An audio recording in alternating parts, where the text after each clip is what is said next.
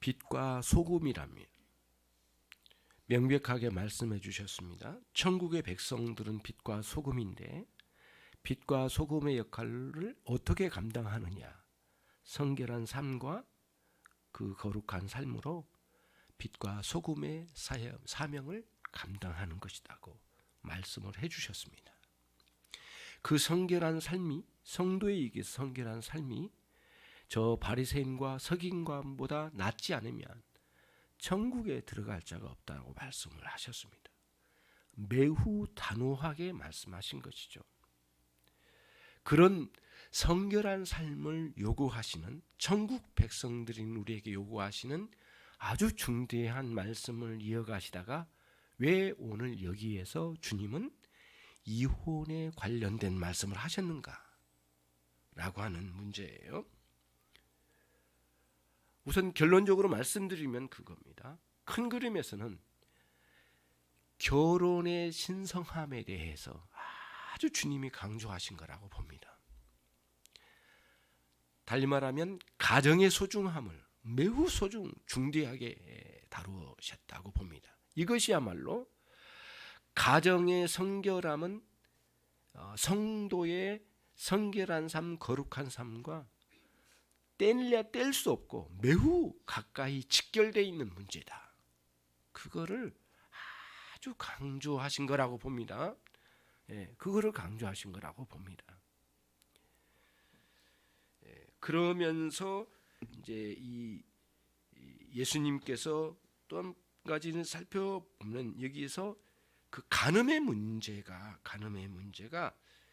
이 행위로 말미암아 이렇게 단정시켜 버릴 수 없는 문제. 다시 말하면 이 간음의 문제가 그 사람의 마음 심령에 들어와 역사는 죄의 역사의 관점으로 이거를 영적인 관점으로 끌어들이셔서 굉장히 높은 수준에서 그러한 관점으로 말씀을 해주셨다는 게 이 본문에 아주 굉장한 의미가 있습니다. 여러분 짧은 31절과 32절의 이 말씀 안에서 어떻게 여러분의 눈에 딱 들어왔는지는 모르겠지만 저는 이 부분에 있어서 그 이혼의 문제를 얼마나 당시 유대인들이 이렇게 이혼의 문제를 아주 저급한 수준에서 이해를 하고 있는가. 다시 말하면 결혼의 문제를 얼마나 저급한 수준에서 이해를 하고 있는가를 보여주는 아주 강한 의미가 담겨져 있고요. 그래서 좀 예쁘게 말해서 이혼이지 사실은 아내를 버리는 겁니다. 그래서 바리새인들이 계속해서 그렇게 묻습니다. 내용 흐름이. 그래서 이도 보시면 예수님께서도 아예 그렇게 터놓고 말씀을 하신 거예요.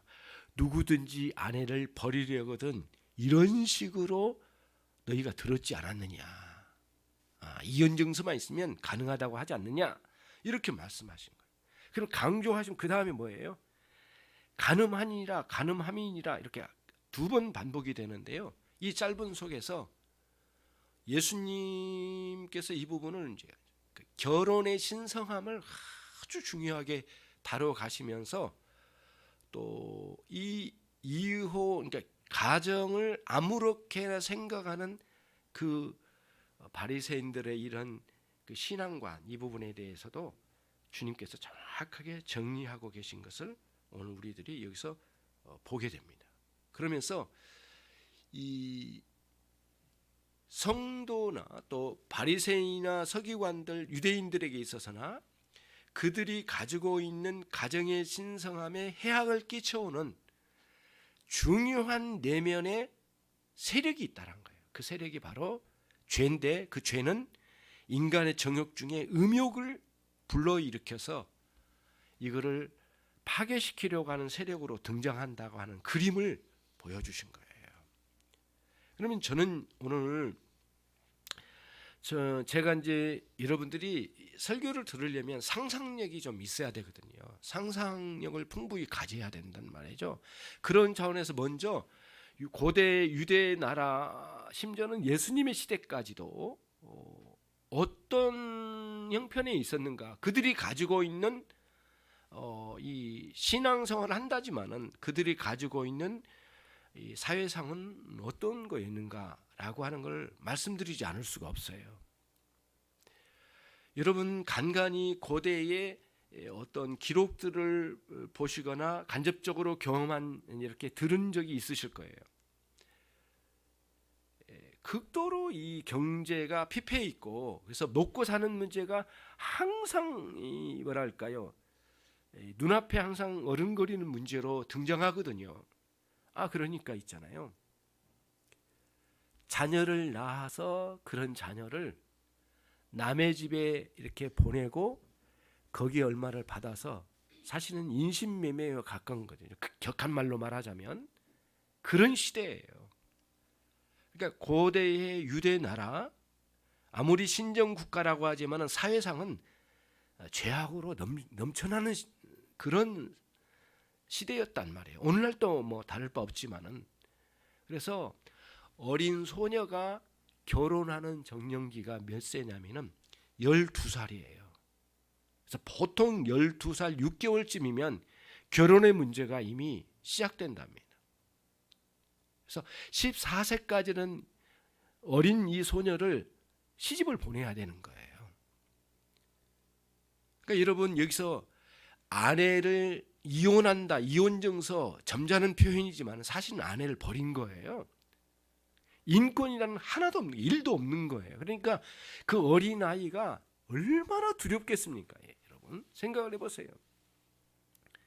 엄마 아빠의 보호를 받는 이제 어떻게 보면 청소년기도 접어들지 않은 이 어린아이가 약혼을 하고 1년 동안 준비했다가 신랑과 만나서 결혼 생활을 시작하는데 그 시집에 있는 사람들의 성격도 알지 못하고 그리고 여기서 부모의 보호를 받고 살던 이 아이가 가서 시집살이 하는데 넘쳐나는 그 노동과 그리고 시댁의 사람들을 섬겨야 되는데 무슨 예법을 제대로 알겠습니까? 뭐 두들겨 맞는 것은 뭐 허다하고요. 그러니까 이 나이 많은 남편이 어떤 수단을 강구해서라도 이 아내를 버리고자 하는 일들이 많이 있는 거예요. 그리고 거기에 뭐가 또 개입되어 있느냐면 여러분 두 가지가 개입되어 있는데 그걸 전제로 깔아야만 이 본문이 이해가 되는 거니까 첫째는 뭐냐면은 경제 문제, 경제적인 문제예요. 신부를 데리고 오면 상당한 금액을 그 처가댁에다가 주고 신부를 데리고 오는 거거든요. 이게 거의 일반화되어 있는 거니까. 그래서 이 신부를 데리고 올 때 오늘날처럼 대등한 인격과 인격대 만나서 대등한 상황에서 이렇게 결혼을 하고 약조를 하고 결혼하는 이러한 정상적인 그림이 있는 게 아니고요.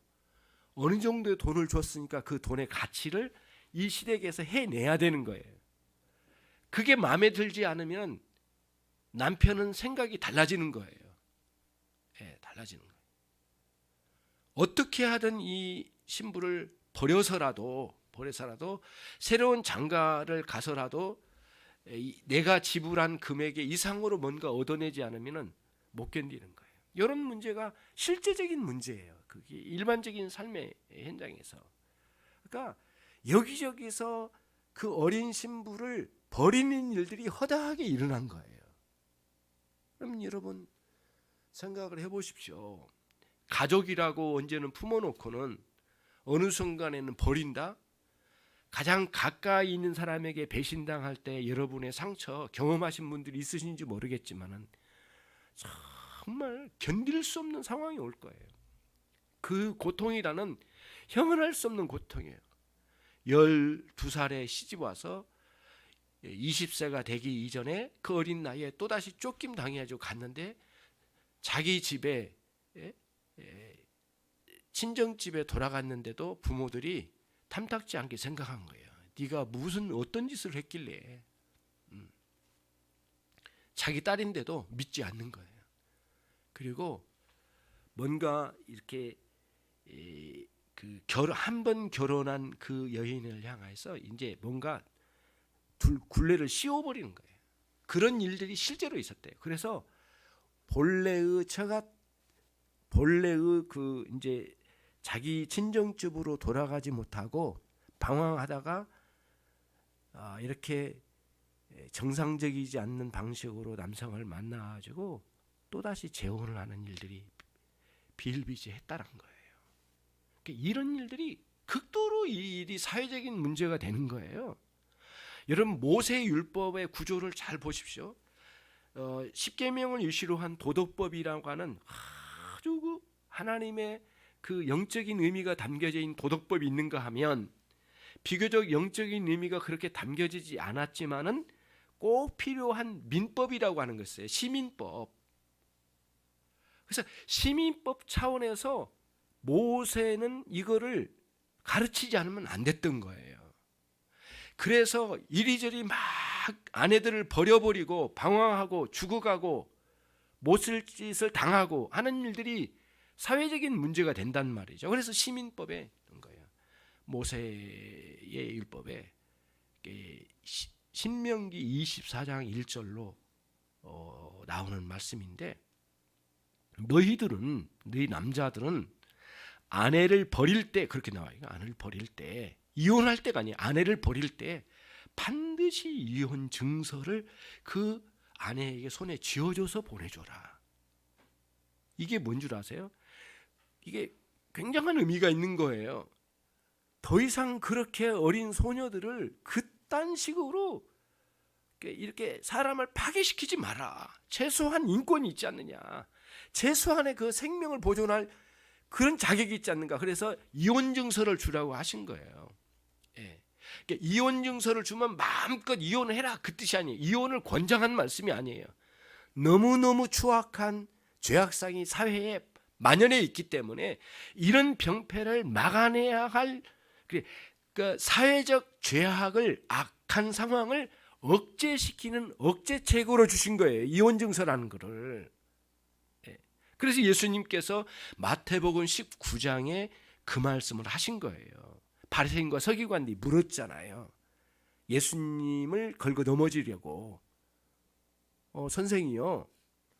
모세 율법에 보면 아내를 버릴 때 그렇게 나와. 실제로 그렇게 용어가 나와요. 아내를 버릴 때 이혼 증서를 주고 버리라고 했는데 당신은 어떻게 대답하겠소? 이렇게 예수님에게 여쭤본 거예요. 그러니까 이미 바리새인과 서기관들이 유대인의 선생들이라고 하는 이 랍비들의 입에서 나온 질문이에요. 그 의미가 뭐예요? 마음에 들지 않으면 그 어린 아내를 얼마든지 버릴 수 있는데 이혼 증서만 갖추면 버릴 수 있다고 분명히 모세오경에 나와 있는데 예수님은 어떻게 말하겠소? 그동안에 사랑을 말한다고 들었는데 어떻게 말하겠소? 이런 질문이에요. 그러니까 지금 이 구조가 뭡니까? 모세오경과 모세오경을 근간으로 해서 가르치는 왜곡시켜서 비록 가르치지만 바리새인과 서기관들의 가르침. 그다음에 세 번째는 예수님께서 본래 있는 의미를 가르치시는 의미. 다시 말하면 율법의 본래의 의미를 제대로 가르치신 예수님의 가르치면서 새 가르침에 비교해요.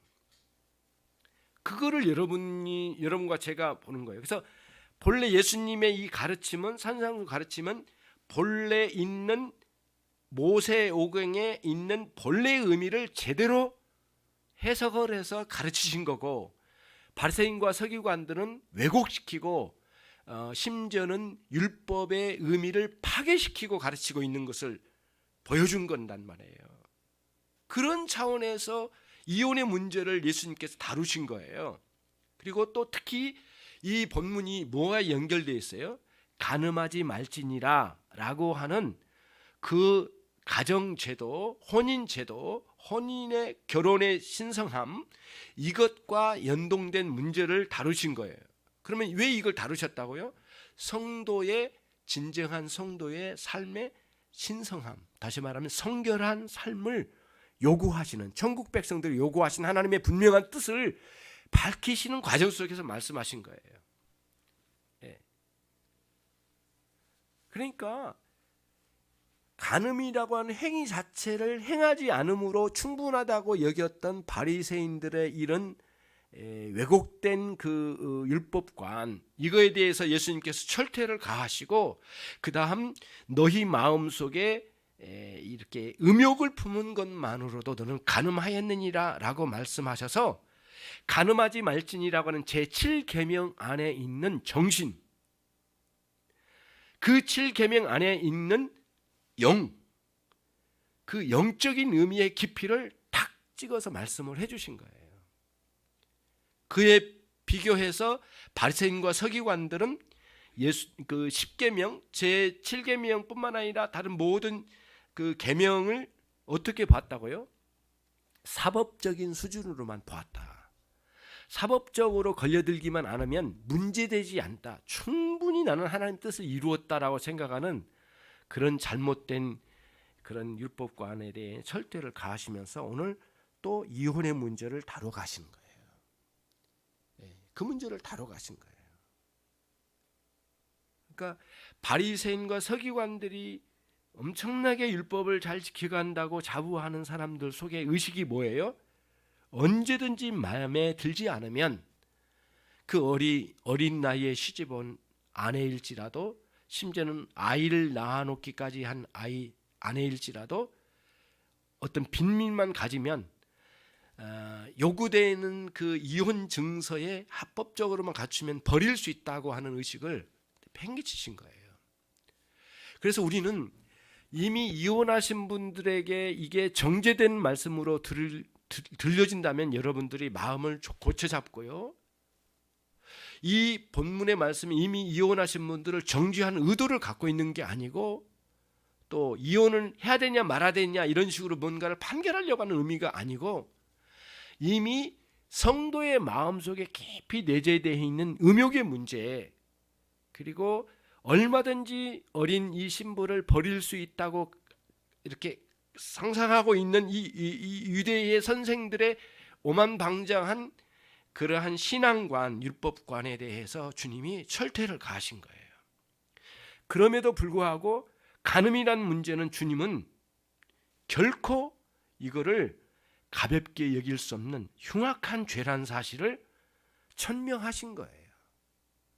그러면서 모세의 율법의 의도를 정확하게 세워놓으신 거예요. 그게 이 본문의 말씀이에요.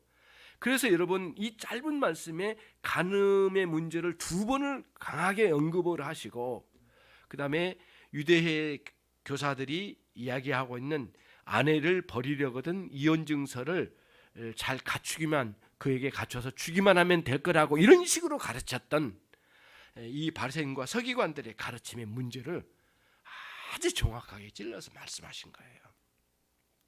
그런 관점으로 이 본문을 보는 겁니다. 그래서 우선은 모세의 율법, 그다음에 두 번째는 바리새인과 서기관들의 율법관, 그렇죠, 가르침, 예수님의 가르침, 이렇게 세 가지의 내용을 분류해서 생각하면 생각이 이제 이 본문의 의미가 드러나게 되는 것이죠.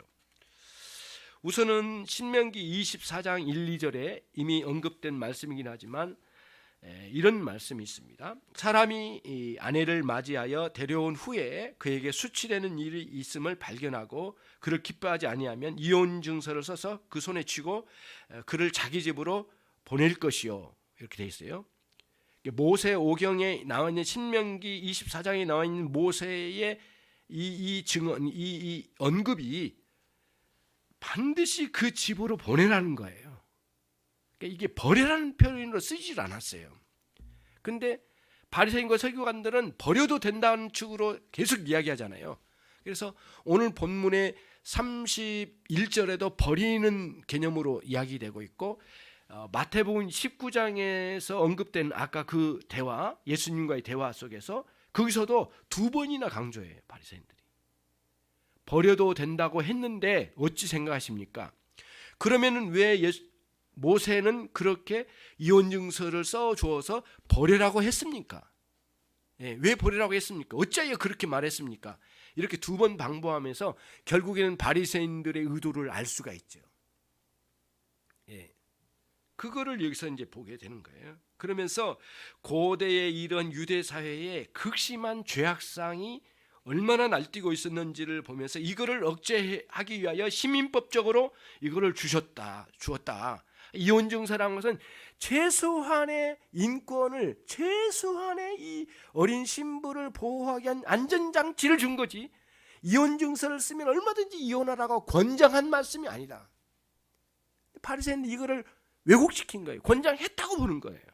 주님은 그거 아니다라고 아주 단정을 하신 거예요. 그렇게 해서 죄악의, 사회악의 억제책을 아주 강력하게 여기에 제시해 주신 거예요. 그렇게 이제 우리가 이제 보는 거죠. 그래서 여러분, 그 유대 이제 고대는 실제로 이제 로마사를 읽어봐도 그 안에도 그런 일들이 많아요.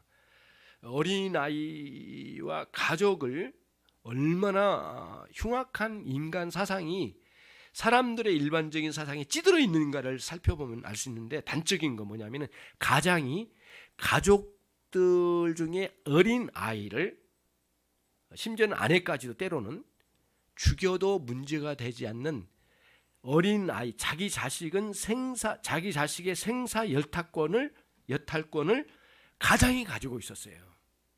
그런데 이런 사상이 유대 나라에도, 이게 위에서는 이제 성경 하나님의 말씀으로 가르쳐 나가지만은 밑에 바닥에 이런 사상이 일반적으로 깔려 있는 거예요, 여러분. 그게 우리 어렸을 때도 말이죠. 어린아이를 두드러 패가지고 다리 하나가 부러졌는데도요, 부모가 이웃집에서 아무 말 안 해요. 어린 자기 아들을 몽둥이로 다리를 하나 부러뜨리는데도 누구 하나 문제 삼지 않아요. 그런 시대가 있었단 말이에요. 그러니까 그렇게 흉악한, 우리가 이제 문명화된 시대를 살다 보니까 그걸 잊어버려서 그렇지, 그러한 배경 속에서 주어진 거죠. 그래서 여러분과 함께 찾아보려고 하는 말씀, 아까 말씀드린 거지만은 마태복음 19장이에요. 제가 한 절, 여러분 한 절 읽어보도록 하겠습니다. 마태복음 19장 3절로 8절인데요. 그러니까 오늘 본문은 마태복음 19장 3절에서 8절의 말씀을 같이 견주어 봐야만 본문이 확 열려요. 아, 이런 배경 속에 예수님 말씀하셨구나. 바리새인들이 이제 예수님께 도전하는 그런 질문이잖아요. 마태복음 19장 3절로 8절인데 제가 3절 먼저 읽습니다. 바리새인들이 예수께 나와 그를 시험하여 이르되 사람이 어떤 이유가 있으면 그 아내를 버리는 것이 옳으니까. 4절 시작.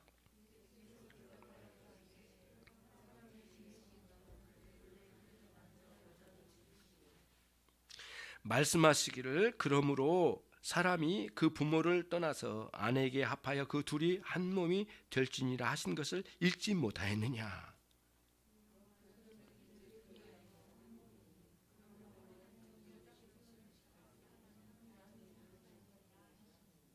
여짜오되 그러면 어찌하여 모세는 이혼 증서를 주어서 버리라 명하나이까.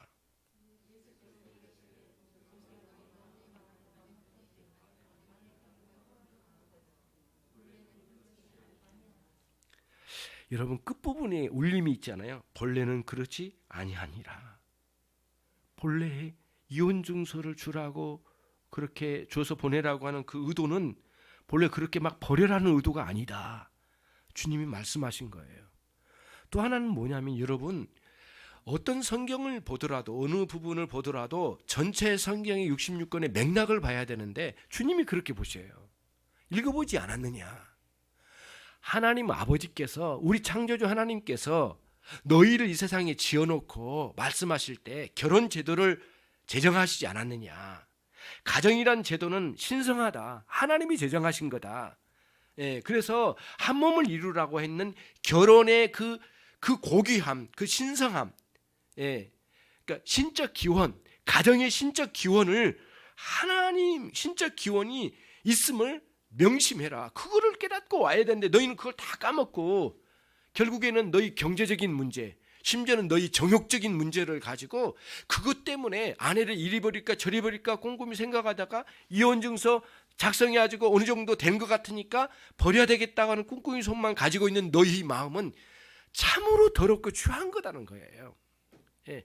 너희가 그렇게 말한 성결한 사람, 거룩한 사람, 바리새인과 서기관들 다 가짜라는 거예요. 예. 겉으로는 모양새를 갖추고 예배하고 뭐 굉장한 걸 막 드러내고 가르치고 또 사람들 앞에서 뭐 구제도 하고 뭐 이런 식으로 하는데 모두 외식적인 거고, 하나님이 얼마나 이러한 신앙을 진노하셨겠느냐고요. 예. 그거를 비판하니까 주님을 죽이려고 덤벼드는 이 인간들인데요. 그러니까 여러분, 기독교인에게도 유혹이 이런 식으로 외식적인 신앙으로 유혹이 온 것과 싸우지 않는 사람은 언젠가는 순식간에 외식적인 신앙에 점령당합니다. 겉으로는 포장 잘하고 속에 있는 영성은 다 빠져나가고, 하나님은 겉으로 말로는 표현할지 모르지만 마음에는 하나님 품지 않고, 하나님의 말씀은 다 마음에서 떠나버리고 관심 없는 겁니다. 그리고는 그 마음 깊은 곳에는 이런 추악한 정욕이 들끓고 있는 것을 억제할 줄 모르고, 어느 순간에는 기회만 닿으면 얼마든지 죄를 들이마시는 그런 일들이 있다란 거예요. 그게 필연적으로 온다란 거예요. 이거를 우리 주님께서 말씀해 주신 거예요. 이 본문에서 뭐 3절에도 버리는 것이 옳으니까, 그렇죠? 그러면 7절에도 그 증서를 줘서 버리라 명하지 않았니까, 이렇게 해서 버린다 계속 이혼이 아니에요. 의도는 뭔지를 알 수 있어요. 그들의 말 한마디 속에서 담겨져 있는 거죠. 이거를 여러분과 제가 이제 살펴보는 거예요. 야, 너희들이 얼마나 악하면 이혼 증서를 써서라도 쫓겨나는 그 아내들을 보호하려고 그리 하였을까? 내 마음이 아프도다. 그런 의미가 담겨져 있죠. 주님의 말씀 속에는 그게 여기에 담겨져 있는 거예요. 그러면서 이제 이 왜곡된 가르침을 주님께서 강하게 비판하시고 그들의 추악한 죄성에 대해서 이렇게 비판하시면서 올바른 길로 이제 인도하시는, 그래서 참다운 천국의 백성들의 성결한 삶, 거룩한 삶이 어떻게 가야 될지를 이제 보여준 거죠. 그러면서 이제 드러나는 거예요. 뭐가 드러나요? 바리새인과 서기관들이 가지고 있는 율법과는 사람의 사상에 기초한 거예요. 예. 겉으로는 모세의 율법을 근간으로 한다고 하는데 사실은 사람의 사상으로 모세의 율법을 왜곡시킨 거예요. 그게 이 전체 문맥이에요. 인간 종교화 시킴이 인간의 종교예요. 예. 하나님의 신앙이 아니에요. 예. 정욕적인 관점으로 모든 걸 해석을 해내는 거예요. 그렇게 돼 있다는 거예요. 이게. 그러면서 그것들이 모아져서 일반 사회에는 악습이 만연해 있는 거죠. 주님께서는 이러한 문제를 지금 다루고 계신다고 하는 것을 보는 거예요. 그래서 율법 하나 한 구절 한 구절 속에서 하나님의 의도와 생각과 계획이 무엇인지를 이거를 알아내야 되는 거예요. 이거를. 예, 이거를 굉장히 중요하죠. 여러분, 그 성경에 나오지 않는 단어이지만은 성경의 의미를 깊이 발췌해내기 위해서는 성경 밖에 있는 단어를 사용할 수밖에 없는 일들이 참 많아요. 헤르만 바빙큐도 그래서 성경 밖에 있는 단어를 사용해서 성경이 없긴 하지만은 그 단어를 사용해서 원래 그 성경에 담겨져 있는 의미를 끌어내는데 매우 필요하다는 사실을 인정하지 않으면 그들은 끊임없이 성경의 단어 가지고 장난을 칠 가능성이 많대요. 굉장히 감명을 받았어요. 특히 이단들이 그렇대. 이단들이. 기독교 역사의 이단들은 성경에 단어가 있느냐 없느냐에 가지고 논쟁을 벌이고 난리친대요. 성경의 단어에 담겨진 그 의미를, 그 깊은 의미를 꺼내서 성경 밖에 있는 단어를 사용하면 이거 자체를 부정한다는, 삼위일체 이런 용어, 그렇죠? 이런 용어가 성경에는 없다란 거예요. 그래서 안 된다고 하는데 사실은 성경의 의미를 다 끌어올리면 엄청난 의미가 담겨져 있잖아요. 그런 용어를 쓸 수 있잖아요. 어떻게 하든 바른 인식을 하나님에 대한 바른 인식을 갖기 위해서는 삼일체 교리라는 용어를 쓰게 되는 거 아니겠어요? 그래서 영적인 의미를 취해 나가는 거예요. 지난번에 고린도후서 3장에 말씀드린 것처럼 유대 이러한 그 사람의 사상으로 성경을 보는 사람들은 내면에 율법 조문으로만 이걸 본다는 거예요. 그리고 거기서 영을 뺀다는 거예요. 영적인 의미가 그 삭제되게 된다는 거예요. 결국에는 그게 오느냐는 문제예요. 문제가 되는 것이죠. 그래서 주님은 이 본문에서도 그렇고 아까 그 마태복음 19장에 있는 말씀에서도 그렇고요. 주님은 첫 번째 뭐냐면은 그 결혼의 진상함을 매우 소중하게 여긴 거죠. 그러니까 이혼이란 문제를 꺼내기 전에 우리의 마음에 뭐가 있어야 되느냐? 결혼의 신적 기원. 하나님이 나를 그 남편과 만나게 하시고 결혼을 성사시켜 주시고 가정을 이루게 하셨다고 하는 결혼의 그 출발이 하나님으로부터다. 내가 좋아서 길거리에서 만나서 결혼하게 됐다 하더라도 이게 어떤 의미로 나를 만나게 해주셨는지, 그리고 내가 그걸 인정하고 그걸 생각하고 그걸 감사하고 그 남편과 그 아내와 만남을 가지고 결혼을 성사시켜 나가는 과정 속에 하나님이 섭리적으로 개입하셨다고 하는 분명한 신앙관이 있느냐는 거예요. 그런 의식을 가지고 결혼의 신성함을 가지고 가야 된다는 거예요. 그런데 이 결혼의 수준을, 결혼의 신적 기원의 수준을 팍 떨어뜨려 가지고 이 유대인들은 뭐 어떻게 보는 거예요? 결국 보는 게 뭐냐면은 사법적인 수준. 나 그 여성과 내가 만나서 결혼해가지고 혼인신고했어. 그와 나는 결혼 관계야. 어떤 의미에서? 사법적인 의미에서. 이 유대인들이, 특히 이 바리새인들은 그 이상으로는 못 갔다는 거예요. 그거를 보는 거예요. 어떻게 그럴 수 있을까? 철저하게 인간의 사상에 매인 사람들은 그렇다는 거예요. 그래서 여러분, 기독교인과 불신자들 사이에 비교가 뭐예요? 결혼의 문제에 있어서 신자는 나의 이 결혼은 내가 이렇게 만나고 또 실수도 하고 부끄러움도 없지 않아 있지만은, 이 결혼은 그거 몰랐었지만은 이후에 내가 주님을 만나고 난 뒤에 결혼에 대해서 새로 정립된 복음적인 시각을 갖게 됐어요. 가치관과 사고방식을. 하나님이 우리 가정을 이루어 주셨어. 아주 확고해. 그러니 세상으로 갈수록 뭐예요? 우리 가정은 혼인관계야. 사법 법적으로 혼인관계 속에 있는 것이 굉장히 그 이상이 되질 않은 거예요. 영적인 수준에서 보는 것과 이 법률적인 수준에서만 논하는 것과 엄청난 차이죠. 그러니까 여러분, 무너진 게 어떻게 무너져요? 이러한 신앙관이 무너지면 도덕적인 무너짐, 법적인 무너짐까지 가요. 그러면서 이혼으로 가는 거거든요. 이런 흐름이 있어요.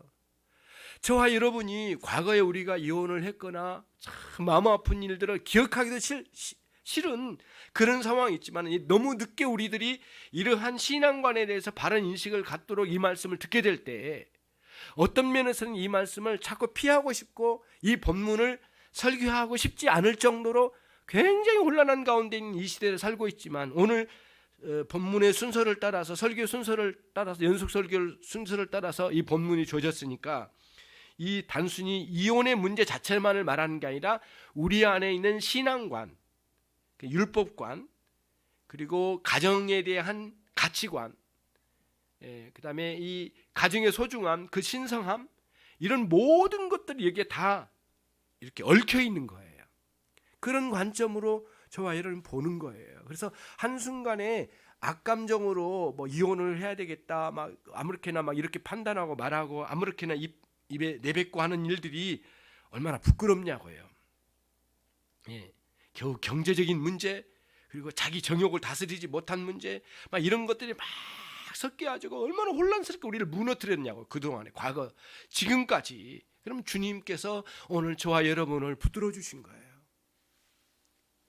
이미 저질러진 일들에 대해서는 한없이 용서하신 우리 주님이 심지어는 요한복음 8장에 기록되고 있는 것처럼 현장의 가늠한 여인을 용서하신 우리 주님이세요.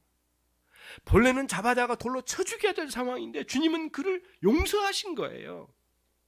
그러면서 여러분 엄청난 문제가 변화가 일어나게 된 거, 여러분 그 흐름을 보셔야 돼요. 요한복음 8장에는 예수님 참 용서가 풍성하신 분이야. 예수님은 참 사랑이 많으신 분이야. 현장에 가늠한 여인도 용서하셨으니까 그렇게만 딱 끝낼 게 아니에요. 어떤 흐름인 줄 아세요? 유대의 수천 년 동안 현장에 가늠한 여인은 돌로 쳐 죽이는 이 사형법을 폐기시킨 거예요, 여러분. 그거를 아셔야 돼요. 누가요? 율법의 주권자이신 예수 그리스도께서 말이죠. 그 법을 폐기시키신 거예요. 한시적으로 그걸 두셨다가 주님이 폐기시키고 용서 못할 죄가 없다고 한 것을 강력하게 주님이 보여주신 거예요. 그렇지만 간음이라고 하는 죄를 가볍게 여기서는 안 된다고 하는 거예요. 그러면서 가정의 신성함을 이렇게 주님께서 확보해 주신 거예요. 그래서 하나님은 어디에서도 이혼하라고 명령하거나 권면하거나 장려하지 않았다. 너희들이 얼마나 추악한 사회학을 저질렀기에 그런 이혼 증서를 언급해서 말했겠느냐, 이렇게 말씀해 주셔서 우리 주님은 이 간음으로 인한 처형법을 폐기시키고 무한한 용서의 하나님을 충만히 드러내 주시면서 동시에 이 간음이 매우 심각한 것이므로 다시는 이 죄를 범하지 말라고 여인을 보내주시는 우리 주님의 그러한 참 아름답고 놀랍고 그러한 무서운 형벌의 체계를 바꾸시고 용서하셔서 주님의 사랑으로 끌어들이시지만 동시에 문제는 더 깊이 들어가는 겁니다. 주님은 더 심각하고 깊이 들어가는 거예요. 마음의 음욕을 품은 것이 간음한 것이라고 말씀하셔서 그거를 찌르셔서 그거를 다스려 가시라는 거예요. 우리로 하여금 그러니까 음욕을 품은 문제를 가지고, 다시 말하면 이 죄가 신자의 내면에서 역사하게 되고 뿌리 박혀 있는 이 죄의 역사를 너는 꿰뚫어 보고 그것과 대항하여 싸워라. 신자의 삶이, 그러니까 내면에 있는 죄와의 싸움에서 피나는 싸움을 통해서 이 죄죽음의 싸움, 모티피케이션의 이런 죄죽음의 교리에 입각한 이런 죄죽음의 싸움의 문제를 잘 다스려갈 때 너야말로 진정한 성결의 삶, 거룩의 삶을 나갈 수 있게 된다는 거예요. 그러니까 전체 흐름은 단순히 이혼하느냐 마느냐 이 문제가 아니라는 거예요. 그 더 높고 깊고 광대한 성결의 삶을 다루고 계신다는 것. 그래야 우리가 그 영생을 충만하게 누리는 길로 우리를 인도하시기 위한 커다란 맥락 속에서 이 말씀이 주셨다는 거예요. 그래서 6가지 실례를 쭉 들으시다가 먼저는 살인의 문제, 간음의 문제를 다루시다가 이혼의 문제를 바로 곁들여서 주셔서 우리의 신자의 삶, 천국의 백성들이 산상수훈의 관점에서 천국의 백성이 백성답게 성결의 삶을 영위하며 아름답게 살아가서 하나님께 기쁨이 되는 인생을 살라라고 하는 관점에서 주셨다는 거예요. 이제 말씀을 정리를 해볼게요. 이로써 우리는 용서받지 못할 죄가 없다는 사실을 우리는 이 설교를 통해서 확인하게 되고 그리스도의 복음에서 이거를 우리는 확신하게 되는 것이죠. 그럼에도 우리는 죄와 죄의 영향력이 얼마나 치명적으로 세력을 펼쳐가고 있는지 우리 내면에서 이 죄의 영향력을 경계하라는 거예요. 그리고 하나님의 뜻대로 이 성결의 삶을 살아가야 할 텐데 이 명령을 우리는 받고 있다는 거예요. 그러니까 바리새인들은 이혼 증서를 가지고 이혼할 수 있다고 이혼을 명령한 것처럼, 이혼을 하나님이 조장한 것처럼 말하지만 아니라는 거예요. 오히려 하나님은 우리에게 성결의 삶을 명령하고 계시다는 거예요.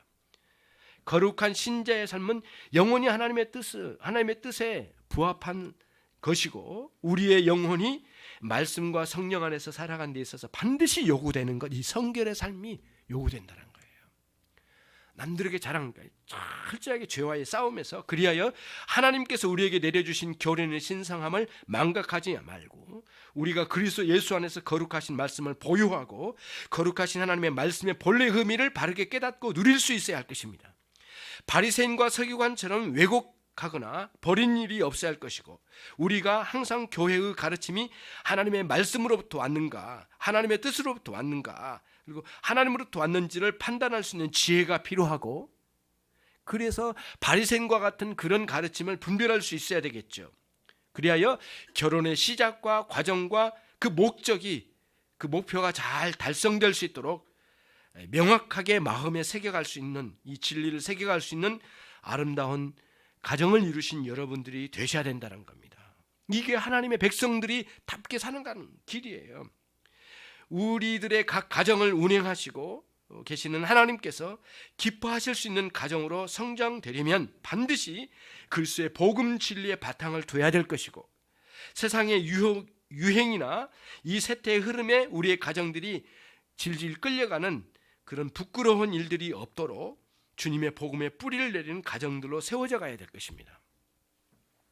가정의 재정이나 또는 신령한 은혜가 하나님으로부터 오고 있음을, 가정의 경제적인 문제나 이런 신령한 은혜까지도 하나님의 은혜로부터 온 것을 여러분들이 인정하고 기쁘게 생각하고 감사하며 하나님께 전적으로 의존하는 그러한 신앙의 길을 걸으시라는 거예요. 이게 이 본문에서 주어 있는 굉장히 중요한 문제예요. 그래서 기독교인은 결혼을 해야 되냐 말아야 되냐 이 수준으로 말하기 이전에 신령한 선결한 삶을 어떻게 살아가야 될 것인가 문제가 먼저 해결돼야 된다는 거예요. 그러면서 정욕의 문제를 어떻게 다스리냐, 그러면 죄의 깊은 의미를 깊이 따져 들어가서 살펴보면서 오늘 우리 주님께서 의도하신 내용들로 우리가 돌아서야 되겠습니다.